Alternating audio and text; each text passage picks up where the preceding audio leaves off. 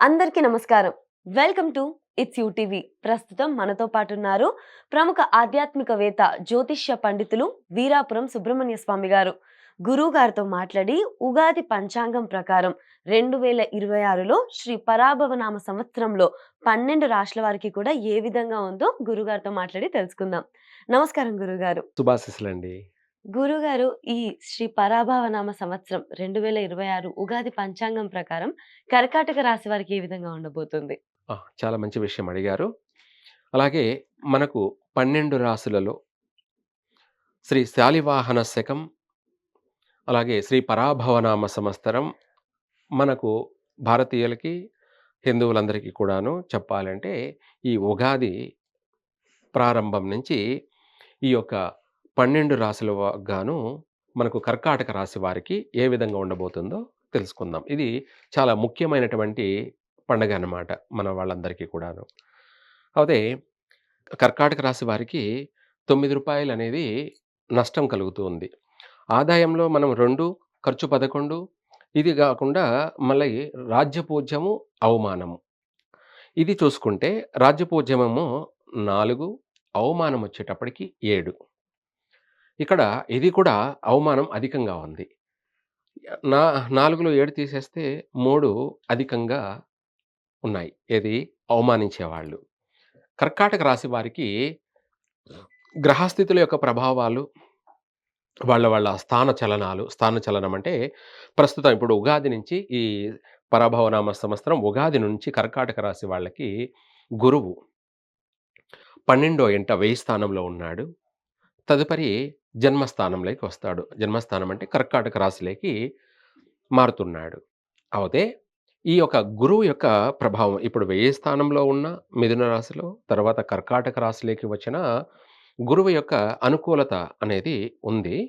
అయితే ఇక్కడ ఏమిట్రా అంటే శని కూడా ఆహ్, మధ్యమ ఫలితాన్ని కలగచేస్తున్నాడు. అయితే కుజుని యొక్క ప్రభావం, అలాగే రాహుకేతువుల యొక్క ప్రభావం.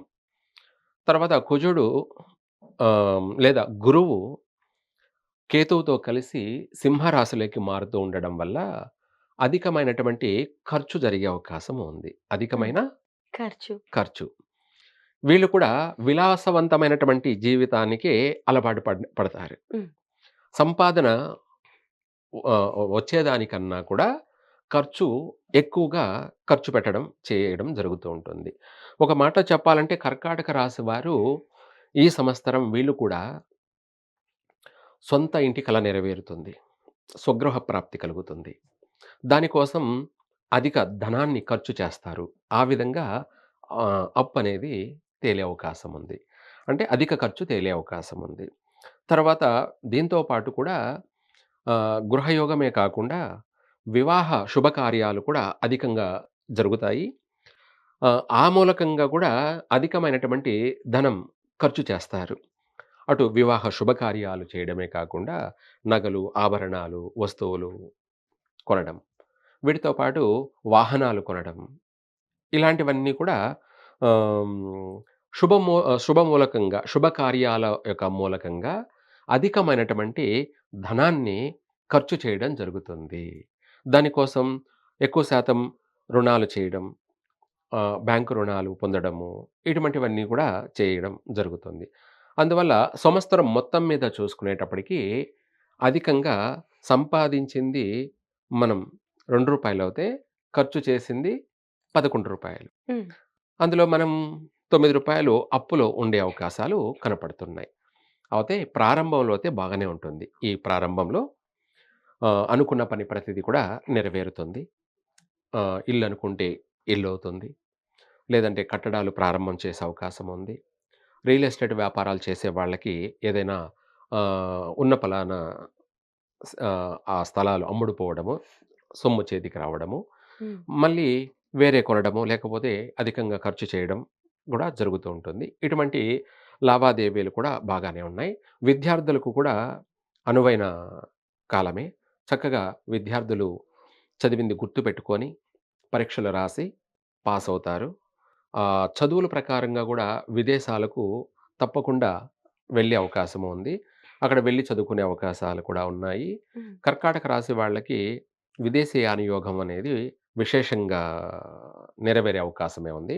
ఉద్యోగపరంగా కూడా విదేశాలకు వెళ్ళి స్థిరపడడము, అక్కడ బాగా రాణించడము, ఇటువంటివి కూడా బాగానే ఉన్నాయి. అక్కడ గుర్తింపు పొందడము, ఇలాంటివి కూడా అవకాశాలు బలంగా ఉన్నాయి. కర్కాటక రాశి వారికి ఇప్పుడు ప్రారంభం తర్వాత కూడా జన్మస్థానంలోకి మారడం వల్ల ఇంకా గూడా అనుకున్నది ఏదైనా సరే నెరవేరే అవకాశమే ఉంది. వివాహ ప్రయత్నాలు కలిసి వస్తాయి. హ్మ్. వివాహాల తర్వాత గూడా సంతోషకరమైనటువంటి వాతావరణాలే ఉంటాయి. సంతాన విషయంలో గూడా శుభవార్తలు, సంతాన సౌఖ్యము. ఇలా చూసుకుంటూ వెళ్తే వ్యాపార పరంగా కూడా మంచి మంచి వ్యాపారాలు ప్రారంభం చేయడము. ఆ వ్యాపారాలు కూడా ఎక్కువగా హోటల్ బిజినెస్ లాంటివి కూడా చేసే అంటే నిత్యకృత్య కార్యక్రమాలన్నట్టుగా హ్మ్. హోటల్ బిజినెస్ అంటే ఏంటంటే చాలా పెద్ద బిజినెస్ ప్రపంచంలోనే. ఎందుకంటే ప్రతిరోజు ప్రతి మనిషి 3 పూట్ల తినాల్సిందే. ఎట్ల బోయి ఎట్లొచ్చినా కూడా హ్మ్. ఎవరు ఏం చేస్తున్నారో అనేది పక్కన పెట్టేస్తే ప్రతి ఒక్కరు 3 పూట్ల తినాల్సిందే. ఇది మంచి బిజినెస్ అన్నమాట. ఇది చాలా మంచి ఆ! బిజినెస్‌గా ఉంటుంది. దానికి సంబంధించిన రిలేటివ్ బిజినెస్‌లే చిన్న చిన్న వ్యాపారాలని సరుకులు కావచ్చు, లేదా కూరగాయలు కావచ్చు, నిత్యావసర సరుకులంటారు. ఇవన్నీ గూడా హ్మ్. మంచి ఆదాయాన్ని కలగజేసేటువంటి వ్యాపారాలే.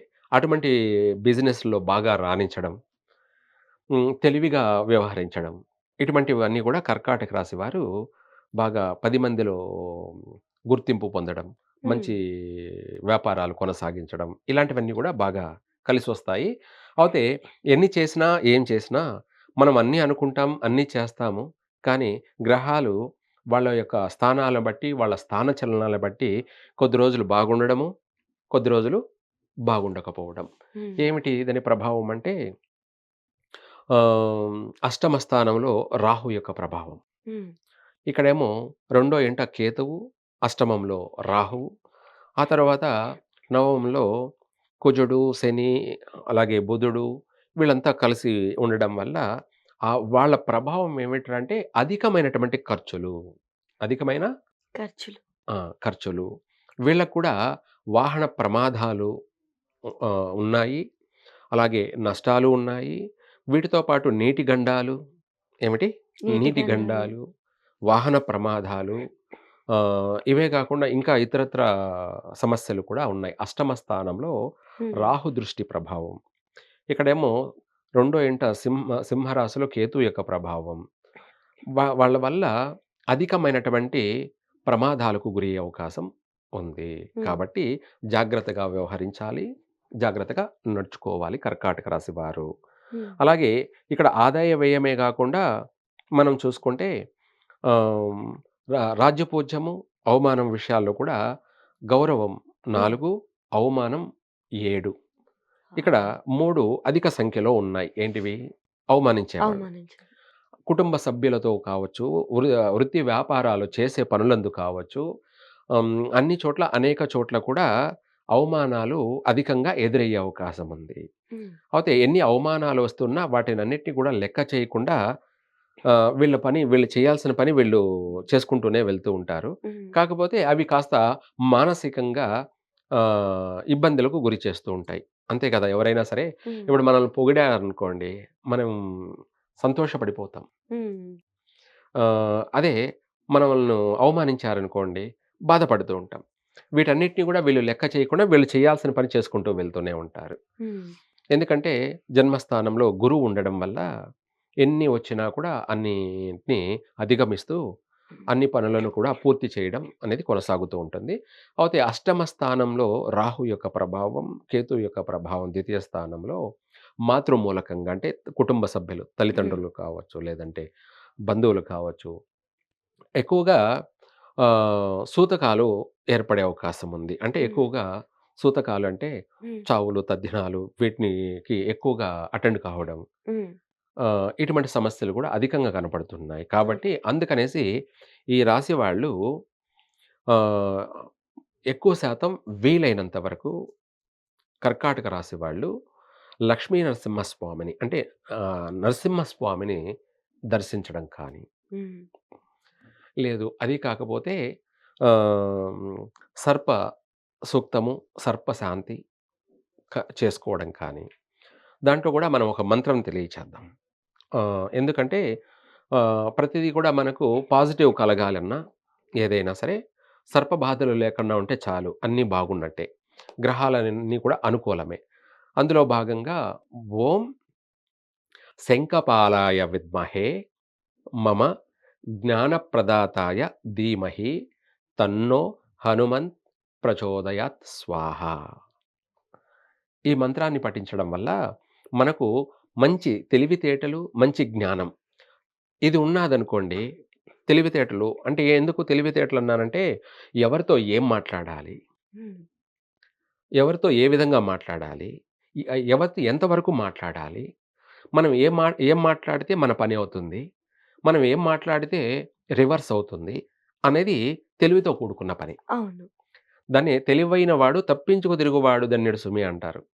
తెలివైన వాడేంటంటే ఎవరిని ఇబ్బంది పెట్టకుండా తన పని తను చేసుకొని పోతూ ఉంటాడు. హ్మ్. తను చేసుకోవడమే గాదు, ఎదుటి వాళ్ళ చేత గూడా పని చేయించేసుకుంటాడు. తననే తెలివైన వాడు అంటారు. ఏమంటారు? తెలివైన వాడు. ఆ! అదే ఇంపార్టెంటు. ఆ విధంగా వీళ్ళు వ్యవహరించినట్టయితే చక్కగా వీళ్ళ పని వీళ్ళు చేసుకోవడమే కాదు, ఎదుటి వాళ్ళ చేత గూడా ఆ కార్యాన్ని సాధించుకుంటారు. హుహు. ఎదుటి వాళ్ళ చేత గూడా ఆ కార్యాన్ని కార్యాన్ని సాధించుకుంటారు. సాధించుకోగలుగుతారు. హుహు. తర్వాత ఇంకా కూడా చెప్పాలంటే ఈ రాశి వాళ్ళకి సంతానం విషయంలో కాస్త జాగ్రత్తలుండాలి. హుహు. వీళ్ళు కూడా గర్భస్రావం జరిగే అవకాశం ఉంది. లేదంటే ఆహ్, దాని నుంచి పరిష్కారం చేసుకొని బయటపడ్డారంటే పుత్ర సంతాన ప్రాప్తి కూడా ఉంది. హుహు. ఎందుకంటే జన్మంలో గురువు యొక్క ప్రభావం వల్ల సంతాన సౌఖ్యము, సంతాన శుభవార్తలు ఇటువంటివన్నీ కూడా అనుకూలంగా ఉన్నాయి. అనేక విషయాలలో కూడా అనుకూలత ఎంతైతే ఉందో, వ్యతిరేకతలు కూడా అంతే ఎక్కువగా ఉన్నాయి. హ్మ్.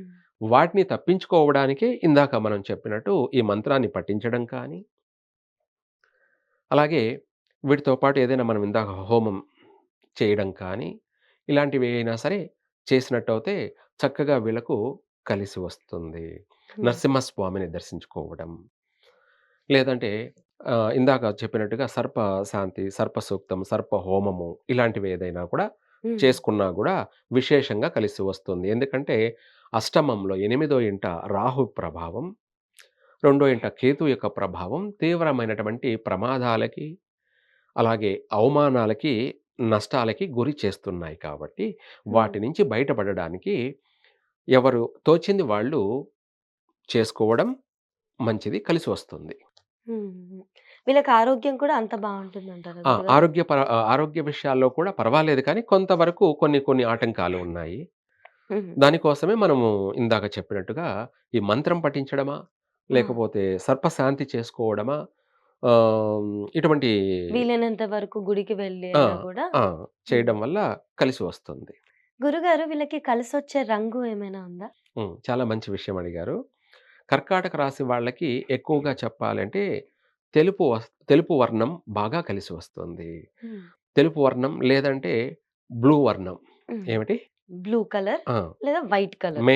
White colour. హ్మ్. తర్వాత సెకండ్ ఏందిరా అంటే నీలిరంగు. నీలం. హ్మ్. ఈ 2 ఏదైనా సరే బాగా కలిసొస్తుంది. ధన్యవాదాలు గురుగారు. సర్వే జన సుఖినో భవంతు.